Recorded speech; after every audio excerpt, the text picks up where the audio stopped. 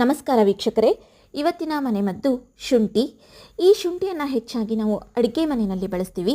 ಈ ಅಡುಗೆ ಮನೆಗಿಂತಲೂ ಹೆಚ್ಚಾಗಿ ಇದರ ಔಷಧಿಯ ಉಪಯೋಗಗಳು ತುಂಬ ಇದೆ ಅಂತ ಹೇಳ್ಬೋದು. ಗರ್ಭಿಣಿಯರಿಗೆ ಬೆಳಗಿನ ಸಮಯದಲ್ಲಿ ವಾಕರಿಕೆ ಅನ್ನೋದು ತುಂಬ ಇರುತ್ತೆ. ಇಂತಹ ಸಮಯದಲ್ಲಿ ಒಂದು ಅರ್ಧ ಚಮಚದಷ್ಟು ಶುಂಠಿ ಪುಡಿಯನ್ನು ಉಗುರು ಬೆಚ್ಚಗಿನ ನೀರಿನ ಜೊತೆಗೆ ಮಿಕ್ಸ್ ಮಾಡಿ, ಜೊತೆಗೆ ಸ್ವಲ್ಪ ಟೇಸ್ಟಿಗೋಸ್ಕರ ಜೇನುತುಪ್ಪವನ್ನು ಸೇರಿಸಿ ಕುಡಿಯೋದ್ರಿಂದ ವಾಕರಿಕೆ ಕಡಿಮೆ ಆಗುತ್ತೆ. ಹಾಗೆ ಫ್ರೆಶ್ ಶುಂಠಿಯನ್ನು ತಿನ್ನೋದ್ರಿಂದ ಮುಟ್ಟಿನ ಸಮಯದಲ್ಲಿ ಬರುವಂತಹ ಮಹಿಳೆಯರಿಗೆ ಬರುವಂತಹ ಹೊಟ್ಟೆ ನೋವಿರ್ಬೋದು, ಬೆನ್ನು ನೋವಿರ್ಬೋದು ಅಥವಾ ಸೊಂಟ ನೋವಿರ್ಬೋದು, ಆದಷ್ಟು ಕಡಿಮೆ ಆಗುತ್ತೆ. ಇದನ್ನು ನಾವು ಚಹದ ರೀತಿಯಲ್ಲಿ ತೊಗೊಬೋದು, ಶುಂಠಿ ಟೀ ಮಾಡ್ಕೊಂಡು ಕುಡಿಬೋದು.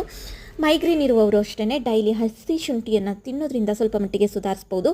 ಹಾಗೆ ಈ ಹಸಿ ಶುಂಠಿಯ ರಸವನ್ನು ಮೆಂತೆಯ ಜೊತೆ ಮಿಶ್ರಣ ಮಾಡಿ ಕುಡಿಯೋದ್ರಿಂದ ಅಸ್ತಮವನ್ನು ಕಂಟ್ರೋಲ್ ಮಾಡ್ಬೋದು ಅಂತ ಹೇಳ್ತಾರೆ. ನಿಮಗೆ ಈ ಇನ್ಫಾರ್ಮೇಷನ್ ಇಷ್ಟ ಆಗಿದ್ರೆ ದಯವಿಟ್ಟು ನನ್ನ ಚಾನಲ್ನ ಸಬ್ಸ್ಕ್ರೈಬ್ ಮಾಡಿ.